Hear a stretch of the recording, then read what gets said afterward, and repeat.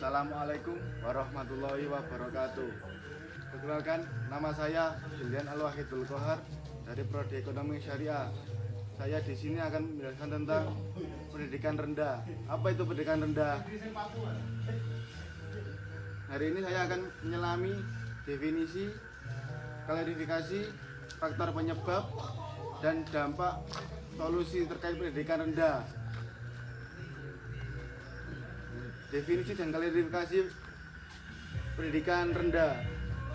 Secara sederhana, pendidikan rendah merujuk pada kondisi di mana individu atau kelompok masyarakat memiliki pencapaian atau akses pendidikan di bawah standar yang seharusnya atau tidak mendapatkan pendidikan yang layak untuk memenuhi kebutuhan dan kehidupan dan pengembangan diri. Ini bukan hanya soal tidak tamat sekolah, tetapi tentang kualitas pendidikan yang diterima. Yang kedua yaitu karakteristik pendidikan rendah. Beberapa karakteristik yang bisa kita lihat dari fenomena pendidikan rendah adalah: satu, pendidikan literasi yang rendah, yaitu sulit membaca, menulis, atau memahami informasi dasar. Yang kedua, faktor hidup yang minim, yaitu kurangnya kemampuan untuk menyelesaikan masalah sehari-hari atau berdampak dengan perubahan. Yang kedua, akses informasi terbatas, yaitu sulit menjangkau sumber informasi yang penting yang menunjang kemampuan. Yang keempat adalah kesulitan mencari pekerjaan, yaitu daya saing yang rendah di kerja. Yang kelima, ketergantungan pada sektor informasi, yaitu lebih banyak kerja di sektor yang tidak menimbulkan keahlian, khususnya di pendapatan yang rendah. Yang selanjutnya adalah faktor-faktor penyebab. Faktor yang pertama adalah faktor ekonomi, yaitu kemiskinan adalah pemicu utama. Banyak keluarga yang tidak mampu membiayai sekolah, bahkan untuk kebutuhan dasar seperti seragam, buku, atau transportasi lainnya. Anak-anak terpaksa bekerja untuk membantu ekonomi keluarganya. Yang selanjutnya adalah faktor geografis, adalah akses ke sekolah yang sulit, terutama di daerah terpencil atau pulau-pulau kecil, tidak adanya jalan, transportasi minim, atau sekolah yang jauh adalah reta yang pahit.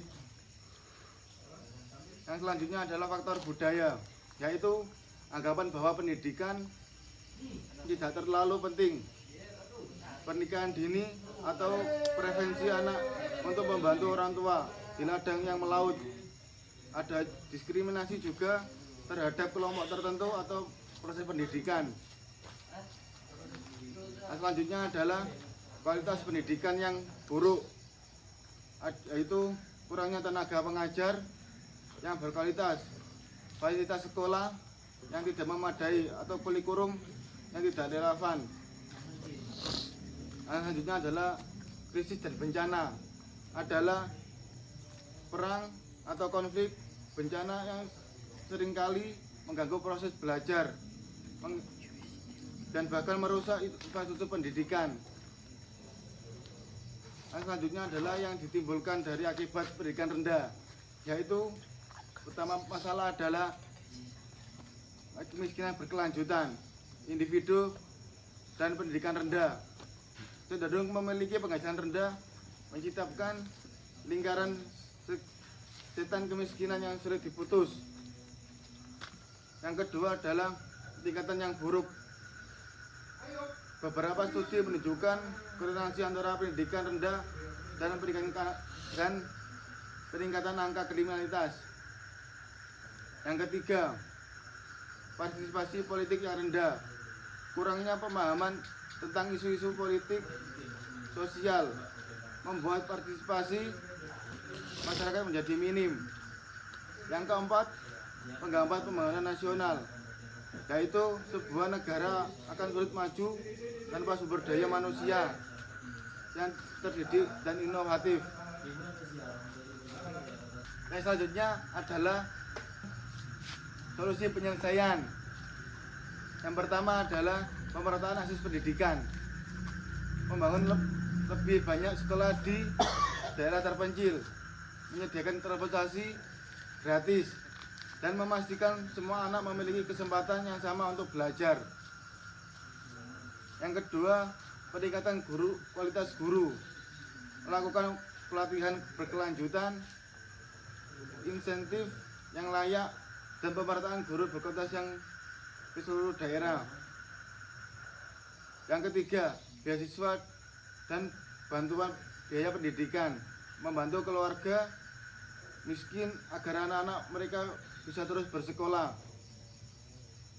Yang keempat adalah edukasi masyarakat, mengubah persepsi tentang pentingnya pendidikan melalui kampanye dan program kesadaran.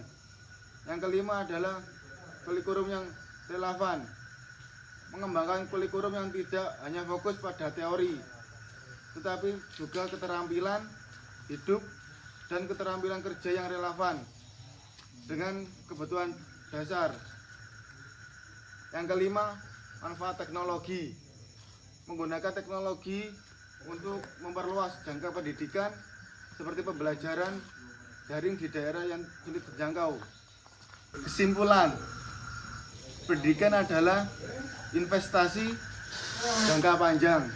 Dengan mengatasi masalah pendidikan rendah, kita tidak hanya mengangkat harkat individu, tetapi juga membangun fondasi yang kuat untuk kemajuan dan kesejahteraan bangsa. Mari bersama menjadikan pendidikan sebagai prioritas utama kita. Sekian presentasi dari saya. Bila ada salah kata, mohon maafkan. Sekian dari saya. Assalamualaikum warahmatullahi wabarakatuh.